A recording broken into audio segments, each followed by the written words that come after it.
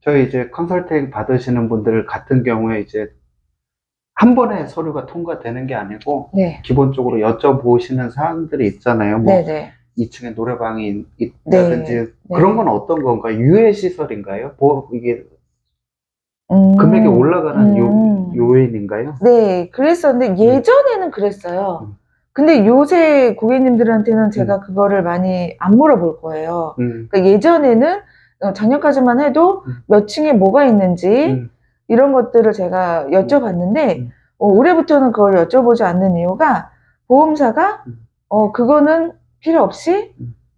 그 고시원만 해당되는 것만 책정을 하겠다라고 해서 변경이 됐어요, 보험사들이. 바뀌었나요? 네, 음, 바뀌었어요. 음, 그래서 지금은 몇 층에 뭐가 있고, 음, 몇 층에 뭐가 있는지 잘 따지질 않아요. 음. 네. 그 작년만 해도 저한테 막 예, 예, 예, 여쭤보셨잖아요. 뭐, 예. 네, 네, 네. 시설이 네, 있었는지. 네, 현재는 그렇지 않고, 네, 조금 더 간단해진 네, 것 같고요. 네, 이게 여러 보험사를 취급을 하시잖아요. 네, 네. 그때마다 제가 예전에는 동부도 한번 네, 들었었던 것 네, 같고, 네. 지금은 하나로 바뀐 것 같은데, 네. 차이가 있나요? 아무래도 보험사들이 책정하는 그러니까 여태까지 음, 보험금을 많이 나간 위험률도 어느 정도 보거든요. 예. 그리고 음, 또 잡아주는, 그러니까 특약 같은 거, 특약이 음, 뭐냐면, 음, 뭐 스프링클러가 음, 누출됐을 때 음, 뭐 보상해줄 수 있는 거, 음, 그다음에 가스가 뭐 폭발했을 때 이런 것들을 다 특약이라고 하는데, 그런 특약 조건을 조금 더 원활하게 받아주는 곳이 하나손보여서 예. 제가 주로 이제 하나손보로 하고 음. 있어요. 근데 하나손보라고 딱 지정을 해도 되는지 모르겠지만, 네, 근데 뭐 그렇습니다. 어찌됐든 네네네. 들어가시는 원장님들한테 제일 유리한 네, 조건으로 맞아요. 하시려고 하는 게 네, 현재로서는 하나고, 네. 뭐 저 또한 또 내년에 또 바뀔 수도 있는 거잖아요. 그렇죠. 비교해보고. 네, 그, 그러면은 저 같은 경우에는 고시원을 오래 했으니까, 네. 오래 하면은 이렇게 요금 감면 같은 게 있나요? 그렇진 않아요. 음, 네, 이런 단기 같은 보험은, 음, 아, 여태까지 사고가 없었네? 할인을 해줘야지? 음, 라는 게 아직은 없어요. 음. 네, 그러면은 제가 말씀드리고 싶은 게, 보험사 입장에서 네, 봤을 때, 네, 아까 가스 말씀하셨고, 네. 뭘 제일 위험하게 보나요? 사람입니까? 음, 시설입니까? 어떻게 보면, 음, 어, 사람을 더 위험하게, 사람이 다치는 거나 이런 예, 것들을 예, 더 위험하게 봐요. 음, 그래서 보험료를 볼 때에도 사람이 다쳤을 때 보상 나가는 게 아무래도 일반적인 것보다 보험료 자체가 조금 더 높아요. 많이 음, 내요. 음, 네. 음. 사람 쪽에서. 네. 자, 그러면은 네. 보장 범위에 있어가지고 조금 더 자세히 설명을 좀 해주셨으면 좋겠는데요. 네. 일단 다중이용 업소 보험, 네. 종합보험, 네. 저는 소멸성이니까 두 개로 나눠져 있으니까 네. 이 보험 조건에 대해서 좀 자세히 설명해 주실 수 아, 있나요? 가입 조건이요? 보장, 아, 보장 보장. 조건. 보장 조건. 첫 번째 화재에 있어가지고 네. 뭐 인사사고가 났을 때 네. 얼마가 보장되고, 네. 이런 걸 좀 설명을 좀 부탁드릴게요. 첫 번째 네. 다중이용업소.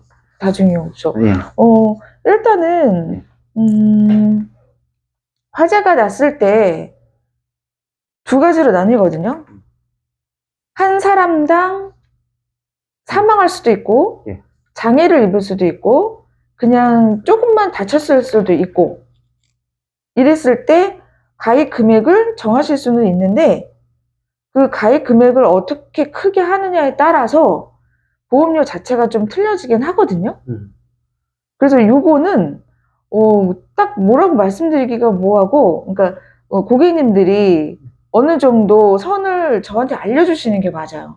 그러면 저희 음. 고시원 예를 들어서 네, 뭐 인사사고가 났다든지, 네, 그러니까 사람과 시설로 나뉘는데, 네, 다중이용업소에서는 어느 정도 보장이 되고, 음, 종합보험에서는 어느 정도 보장이 되는지. 네. 예, 일단 다중이용 업소에서는 1인당 사고가 났을 때 최대 받을 수 있는 게 1억 5천 정도 예.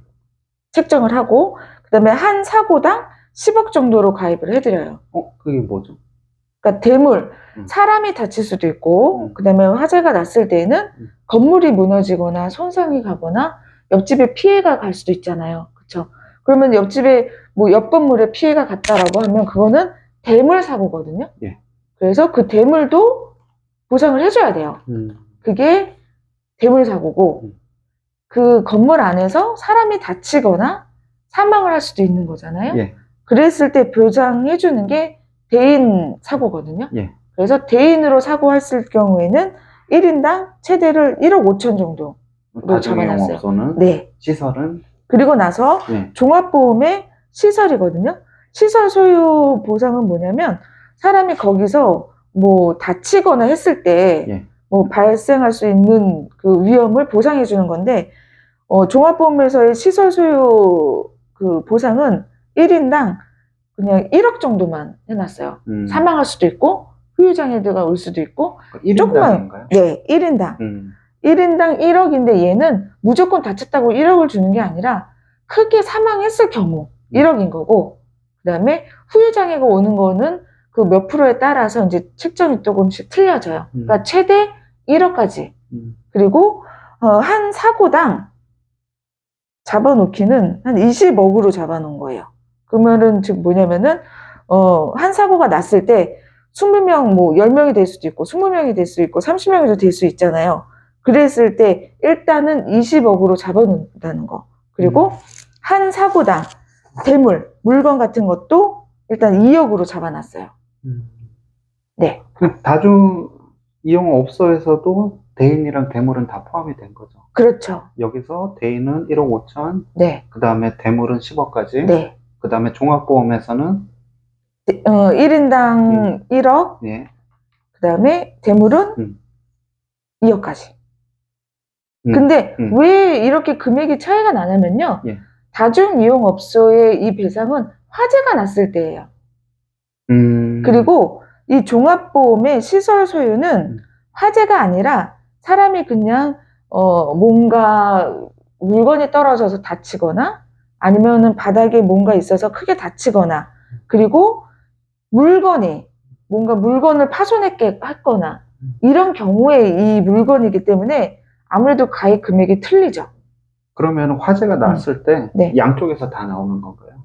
화재가 났을 때 아니요. 얘는 다중이용업소의 화재 보험에 대해서만 보험금이 나가는 거고 얘는 화재가 났을 때가 아니라 일반적인 사고가 났을 때 받을 수 있는 보상 보험금이에요. 아, 사고가 났을 네. 때?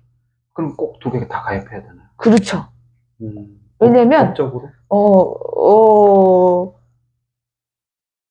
법적으로는 무조건 다중이용업소는 법적으로 들어가야 되는 거고 네. 제가 알기로는 법적으로는 아니지만 관공서에서 이런 보험도 들어가는지 요새는 좀 확인하는 것 같아요. 왜냐면 얼마 전에 제 고객님을 통해서 보장을 해주다 보니까 노래방이었어요. 거기도 다중이용업소를 가입해야 되는 노래방이었는데 설계사를 통해서 가입을 했는데 그 관계되는 사장님은 그냥 무조건 싸게 들고 싶어서 가입을 그냥 싸게 해주세요 라고 해서 이 설계사는 그냥 싸게 해드려야지 해서 그냥 화재보험만 벌금식으로만 넣어놨어요. 네. 그런데 문제는 솔직히 화재 발생하는 것보다 사람이 거기서 무슨 시설물로 인해서 다치는 경우가 많거든요. 네. 그 고객님이 거기서 계단에서 굴러서 다치시는 일이 발생을 한 거예요.